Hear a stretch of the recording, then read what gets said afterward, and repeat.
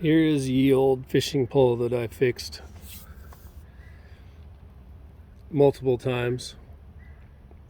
It's wrapped with braided line, coated in just epoxy. And I did break it on a salmon a while back last year. So I put an aluminum nail in it that was a gutter nail, and I did epoxy both ends inside, and I put a tiny bit of fiberglass cloth. So let's give it a whip test.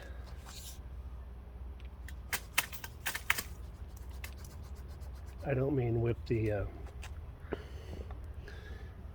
flower bush. Don't whip the flower bush. Just whip the air. Don't try to break it. So if I'm in a sporting goods store and I want to feel a pole, I'll do this to it. Feel its action. So it feels good. I'll keep you updated and show you a picture of the salmon that breaks this pole or doesn't break this pole. All right, thanks.